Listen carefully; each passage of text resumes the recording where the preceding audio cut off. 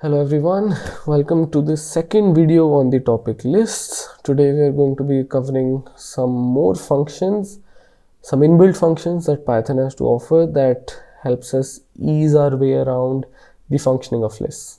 Okay, so let's begin. Okay, the first one is the min max functions. So let's say you have a list and you want to find out the maximum element of that list. Okay, so you can use the max function. It will give you the maximum value of the list. Similarly, you can use the minimum function and it will give you the minimum value of the list. Okay, so now imagine you want to find out the index of any particular element. So you want to find out what index is the element 7 at.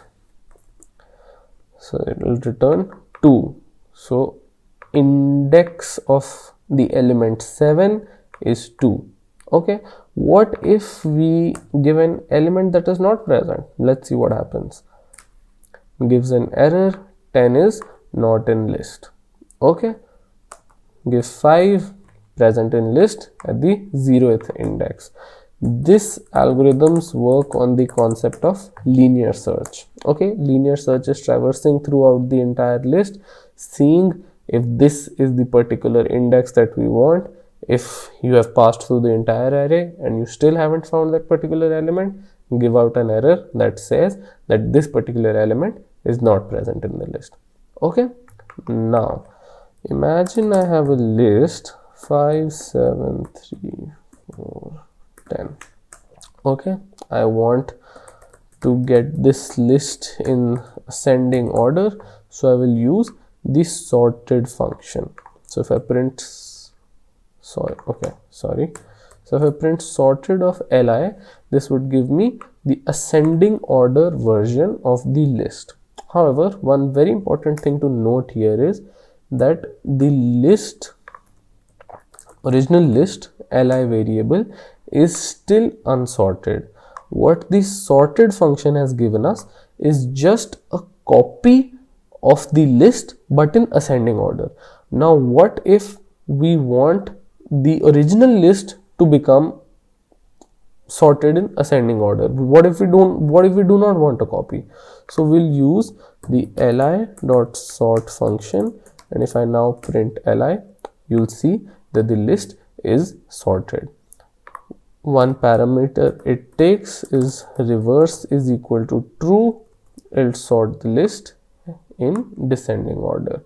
Okay, what if we want to use the sorted function only to get the sorted version of the list, obviously, but we do not want a copy of the list. We want the same list to be sorted but using the sorted function. So we'll use li sorted of li. Okay, so this will give us the sorted version of li stored in the same variable. Okay, now imagine we want to take input as a list. So li is input and then you print li. Okay, but what happens is this is 1, 2, 3, 4, 5. So I give a spaced input. Let's see what li is, but let's see type of li. So as you can see that li belongs to the class string. Okay, so we tried to give list as an input, but it still did not take our input as a list. It gave us a string. So now we'll use the split function. Okay, split means it will split at every white space bar it sees. Okay, and it will split it and it will discard it. What will happen now? 1, 2, 3, 4, 5. And now if I print type of li, it is a list. But one important thing to note here is that the elements that we put in the input, they are still strings. Let's confirm it. Print type li of 0. we get string. However, we wanted a list of integers, not a list of strings. Now what to do? Let's predefine our list. Okay, and we know that we want to split the input. Now what we'll do is we'll say for I in input dot split, or let's say for number in input dot split. Now we want to for what would this code do?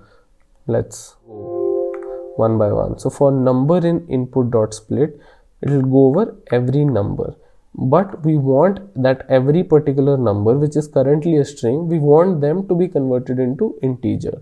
So integer of number for number in input dot split. And now if I print li and print type of li and print type of li of 0. So 1 2 3 4 5. So 1 2 3 4 5 is a list, li is a list, and the elements in li are integer. Okay, so this is list comprehension but in input. This is a very important topic that will be helpful to you under many scenarios. Okay, so that's pretty much all for this video. Thank you for watching. See you in the next one.